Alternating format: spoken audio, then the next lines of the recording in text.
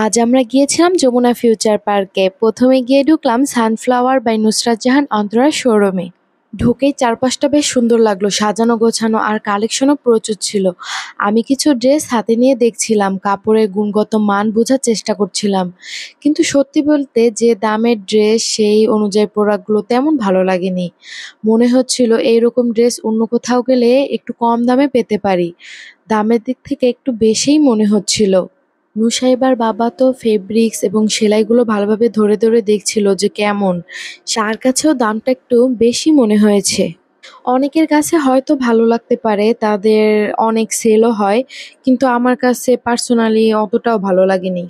আমরা তো ধরে ধরে সবগুলো ড্রেস দেখছিলাম, কোনটা পছন্দ হয়, ভালো লাগতেও পারে, তাই সবগুলোই বেছে বেছে দেখছিলাম। সব কিছুর প্রাইস বেশি তা কিন্তু নয়, এখানে রিজনেবল প্রাইসেও অনেক কিছুই ছিল। আমি এখানে প্রাইসটা দেখিয়ে দিচ্ছিলাম, আপনারাও দেখে নিন। তারপর আমরা বললাম বাহিরে তো অনেক দেখা হয়েছে, এবার চলেন ভিতরে গিয়ে দেখি কি কি আছে।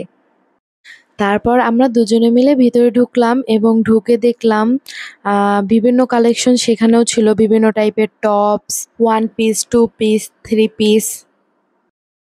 আমি এখানে দাঁড়িয়ে ভিডিও করছিলাম, তারপর নুসাইবার বাবা হঠাৎ বলল কি যে এখানে ভিডিও করা নিষেধ, এটা লেখা। আমি সাথে সাথে মোবাইল অফ করে দেই, কারণ আমরা কারোর নিয়ম ভাঙতে চাই না। এরপর আমরা গেলাম রাকিব হোসেনের TRH ব্র্যান্ডের শোরুমে। সত্যি কথা বলতে এই দোকানটা বিশাল ছিল, আর কালেকশনগুলো এক কথায় অসাধারণ। কাপড়ের কোয়ালিটি এত ভালো আর ডিজাইনগুলো একেবারে ইউনিক। আমি টি-শার্ট, গেঞ্জি আর শার্টগুলো ঘুরে ঘুরে দেখছিলাম। নুসাইবার বাবার জন্য শার্ট পছন্দ করছিলাম, একটার চেয়ে আরেকটা ভালো লাগছিল। নুসাইবার বাবাও শার্টগুলো ধরে ধরে দেখছিল, বলছে যে আজকে এখান থেকে একটা শার্ট নিয়েই যাব। তাই সে একটা একটা করে সবগুলো দেখছিল। এখান থেকে একটা শার্ট বের করে সে নিয়ে নিল, বলল এটাও খুব সুন্দর। এখানে শুধু ছেলেদের না, এখানে মেয়েদের, বাচ্চাদের আরো অনেক ধরনের কালেকশন ছিল। তারপর নুসাইবার বাবা বলছিল, দেখো দেখো কি সুন্দর বেল্ট, এখান থেকে তুমি আমাকে একটা গিফট করো। আমি ব্যাগগুলোও দেখছিলাম, ব্যাগের কালেকশনও ছিল খুব ইউনিক। তারপর আমরা ঘুরে ঘুরে গেঞ্জি দেখছিলাম, গেঞ্জির কালেকশনও একটা থেকে আরেকটা বেশি সুন্দর। কোনটা রেখে যে সে কোনটা পছন্দ করবে সে তো বুঝতেই পারছে না। অবশেষে আমাদের এখান থেকে ২-৩টা শার্ট পছন্দ হলো। তারপর ভিতর থেকে সাইজ দিয়ে বলছিল এগুলো ট্রায়াল দিতে। এখানে যে স্টাফরা ছিল তারা খুবই ফ্রেন্ডলি এবং ঘুরে ঘুরে আমাদের সাথে দেখছিল এবং কোনটা কেমন কি তা বলছিল। এরপর সে বের করে আমাদেরকে দেয় যে এটা ট্রায়াল দিয়ে দেখেন, এটা আপনার ভালো লাগতে পারে, আপনার সাইজ অনুযায়ী এটা হবে। তারপর আর কি, সে তো ধরে নিয়ে দেখেই দেও দৌড়। তো মনে মনে দেখছে আর বলছে যে আজকে লাগুক গায়ে আর না লাগুক গায়ে, আমি এটা নিবই নিব। সত্যি এই ফেব্রিক্সগুলো ছিল একদম অন্যরকম।